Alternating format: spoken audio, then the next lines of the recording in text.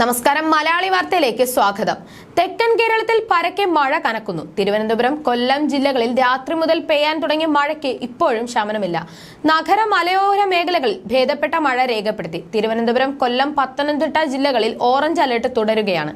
ആലപ്പുഴ, കോട്ടയം, എറണാകുളം, ഇടുക്കി ജില്ലകളിൽ യെല്ലോ അലർട്ടും പ്രഖ്യാപിച്ചിട്ടുണ്ട്. കോമോറിൻ തീരത്തായുള്ള ചക്രവാത ചുഴിയാണ് മഴ സജീവമാകുന്നതിന് കാരണം. കേരള തീരത്തും ലക്ഷദ്വീപ് പ്രദേശത്തും ഇന്നും നാളെയും മത്സ്യബന്ധനത്തിന് വിലക്കുണ്ട്.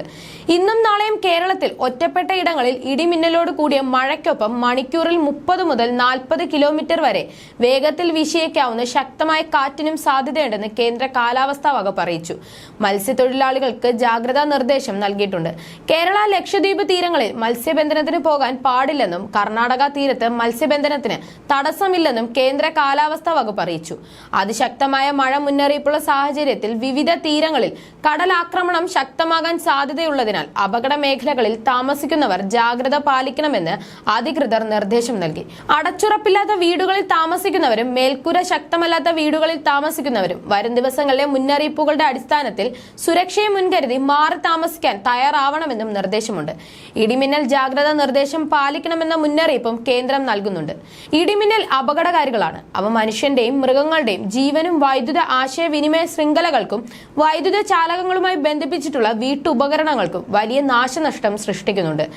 ആയതിനാൽ പൊതുജനങ്ങൾ താഴെ പറയുന്ന മുൻകരുതൽ കാർമേഘം കണ്ടു തുടങ്ങുന്ന സമയം മുതൽ തന്നെ സ്വീകരിക്കേണ്ടതാണ്. ഇടിമിന്നൽ എപ്പോഴും ദൃശ്യമാകണമെന്നില്ലാത്തതിനാൽ ഇത്തരം മുൻകരുതൽ സ്വീകരിക്കുന്നതിൽ നിന്നും വിട്ടുനിൽക്കരുത്. ഇടിമിന്നലിന്റെ ആദ്യ ലക്ഷണം കണ്ടു കഴിഞ്ഞാൽ ഉടൻ തന്നെ സുരക്ഷിതമായ കെട്ടിടത്തിനുള്ളിലേക്ക് മാറുക. തുറസായ സ്ഥലങ്ങളിൽ തുടരുന്നത് ഇടിമിന്നൽ ഏൽക്കാനുള്ള സാധ്യത വർദ്ധിപ്പിക്കും. ശക്തമായ കാറ്റിനും ഇടിമിന്നലിനും സാധ്യതയുള്ള ഘട്ടത്തിൽ ജനലും വാതിലും അടച്ചിടുക. വാതിലിനും ജനലിനും അടുത്ത് നിൽക്കാതെ ഇരിക്കുക. ഗൃഹോപകരണങ്ങളുടെ വൈദ്യുത ബന്ധം വിച്ഛേദിക്കുക. വൈദ്യുതോപകരണങ്ങളുമായുള്ള സാമീപ്യം ഇടിമിന്നലിലുള്ള സമയത്ത് ഒഴിവാക്കുക. ഇടിമിന്നലുള്ള സമയത്ത് ടെലഫോൺ ഉപയോഗിക്കുന്നത് ഒഴിവാക്കണം. മൊബൈൽ ഫോൺ ഉപയോഗിക്കുന്നത് കൊണ്ട് കുഴപ്പമില്ല. ഇടിമിന്നലുള്ള സമയത്ത് കുളിക്കുന്നത് ഒഴിവാക്കുക. ടാപ്പുകളിൽ നിന്ന് വെള്ളം ശേഖരിക്കുന്നതും ഒഴിവാക്കുക. പൈപ്പിലൂടെ മിന്നൽ മൂലമുള്ള വൈദ്യുതി സഞ്ചരിച്ചേക്കാം. ഇടിമിന്നൽ ഉണ്ടാകുമ്പോൾ ജലാശയത്തിൽ മീൻ പിടിക്കാനോ കുളിക്കാനോ ഇറങ്ങുവാൻ പാടില്ല. കാർമേഘങ്ങൾ കണ്ടു തുടങ്ങുമ്പോൾ തന്നെ മത്സ്യബന്ധനം, ബോട്ടിംഗ് തുടങ്ങിയ പ്രവർത്തികൾ നിർത്തിവെച്ച് ഉടനെ അടുത്തുള്ള കരയിലേക്ക് എത്താൻ ശ്രമിക്കണം. ഇടിമിന്നലുള്ള സമയത്ത് ബോട്ടിന്റെ ഡെക്കിൽ നിൽക്കരുത്. ചൂണ്ടയിടുന്നതും വലയെറിയുന്നതും ഇടിമിന്നലുള്ള സമയത്ത് നിർത്തിവെക്കണം. ഇടിമിന്നലിൽ നിന്ന് സുരക്ഷിതമാക്കാൻ കെട്ടിടങ്ങൾക്ക് മുകളിൽ മിന്നൽ രക്ഷാചാലകം സ്ഥാപിക്കാം. വൈദ്യുതോപകരണങ്ങളുടെ സുരക്ഷയ്ക്കായി സർജ് പ്രൊട്ടക്ടർ ഘടിപ്പിക്കാം.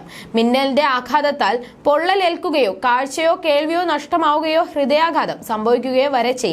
മിന്നലാഘാതമേറ്റ ആളിന്റെ ശരീരത്തിൽ വൈദ്യുത പ്രവാഹമില്ല എന്ന് മനസ്സിലാക്കണം. അതിനാൽ മിന്നലേറ്റ ആളിന് പ്രഥമ ശുശ്രൂഷ നൽകാൻ മടിക്കരുത്. മിന്നലേറ്റാൽ ആദ്യ 30 സെക്കൻഡ് ജീവൻ രക്ഷിക്കാനുള്ള സുവർണ നിമിഷങ്ങളാണ്. മിന്നലേറ്റ ആളിന് ഉടൻ വൈദ്യസഹായം എത്തിക്കുക.